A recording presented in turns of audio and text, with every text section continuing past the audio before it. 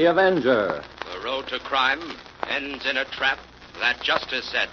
Crime does not pay.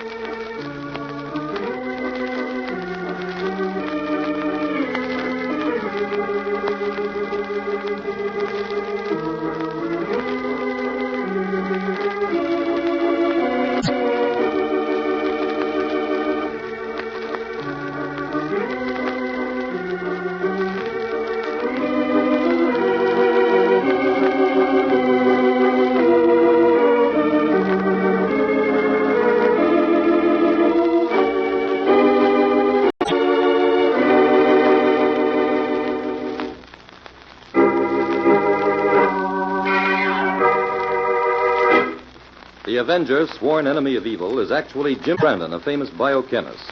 Through his numerous scientific experiments, Brandon has perfected two inventions to aid him in his crusade against crime as the Avenger. The telepathic indicator, by which he is able to pick up thought flashes, and the secret diffusion capsule, which puts him in the black light of invisibility. Brandon's assistant, the beautiful Fern Collier, is the only one who shares his secrets and knows that he is the man the underworld fears as the Avenger. And now, the Avenger and the Wingate Heirs.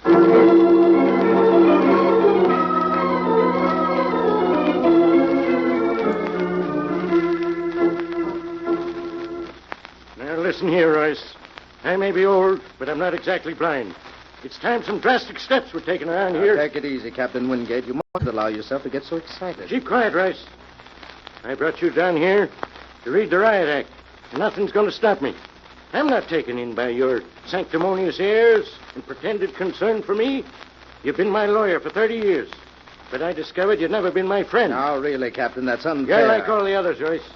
Just waiting for me to die. Captain Wingate. Don't bother trying to deny it. I know you've been using my holdings to put through deals I never authorized. That's as good as stealing, Royce.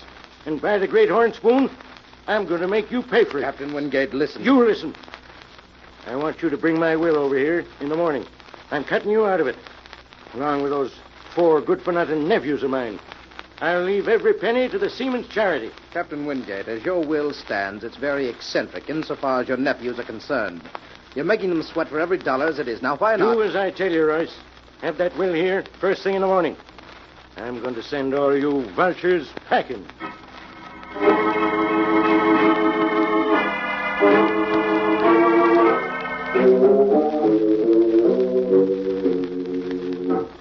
Piper! Piper, where the places are you? I'm coming, Captain. Don't get your wind up. You drive that scoundrel Royce back into town, Piper? Aye, that I did, Captain. Hey, what's ailing that lawyer? I never saw him in such a sour temper. Well, maybe you won't be so chippy yourself when you hear what I got to say. So you got the storm signals up again, Captain? How long you been living here at Wingate Manor, Piper? 15 years. Come next month, Captain. And all that time, I've paid you a good salary for doing next to nothing, haven't I? Well, now, wait a minute. But my sentiment has its limits, Piper. Just because we sailed the seas together when we were young is no reason why I should let you cheat me, is it? Oh, what are you getting at, Captain? This, Piper. You've stripped my orchards of their fruit and sold them. The flowers in my garden went to the florists in town, and you collected. For 15 years, you've sold everything from gas out of my cars to food out of my cupboards. Well, maybe I have done a few things I shouldn't, but You've had the gall to sit around here waiting for me to die and leave you a fat pension. Well, the wind has changed, Piper. I found you out. And I'm giving you a week's notice to clear out. Well, Captain, you can't do that. I'm an old man. You heard me. I'm clearing the decks. You get 1 week. In the meantime, I'll expect some service from you. I knew you could be mean, but I never thought you... Your thinking comes too late. Here. Deliver these 4 letters to my nephews in their rooms. I think I should inform my worthy heirs that tomorrow I intend to change my will. Get about it now. All right. I'll deliver these letters, and I'll tell your nephews that the devil has possessed you. My heirs. The Wingate heirs. Poor lazy parasites sitting around waiting for an old man to die. I'll show 'em. Joe, the engineer who never builds. Tom, the doctor who never had a patient. Ralph and Oliver, the wastrels. Paupers, all of them. Tomorrow I'll cut 'em off completely.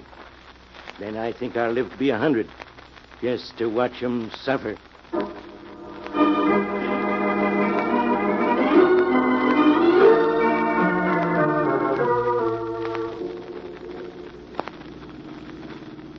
Turn left here, Jim. That's Wingate Manor at the top of the hill. This looks like a magnificent estate, Inspector. It is, but if these rich old codgers have to jump out of their windows, I wish they wouldn't pick 3 o'clock in the morning to do it. Well, it shouldn't take very long. Say, there's quite a crowd gathered in front of the house. Pull up here, Jim. Okay. Come on, let's have a look.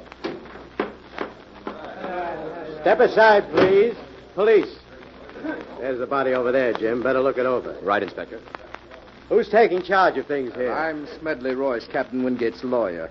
I'd be glad to help in any way I can. Were you here when this happened? No, I just arrived. Dr. Thomas Wingate, one of Captain Wingate's nephews, called me. Who discovered the body? I think he did. Dr. Thomas, I mean. That's right, Inspector. I'm Tom Wingate. My room faces this side courtyard. I heard the noise and came running, but Uncle was dead before we reached him. We? Yes, my 3 cousins, Joe, Ralph, and Oliver. We all got out here at about the same time. I see. Where was your uncle when he jumped? In his study on the 3rd floor. It's just above here. Oh, Inspector. Yes. Wingate seems to have died instantly. Okay, Jim. My men will be here in a minute. In the meantime, let's have a look at the study upstairs.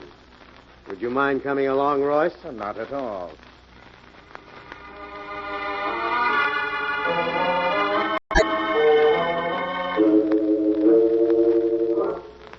The door is locked. Does anybody in the house have a key?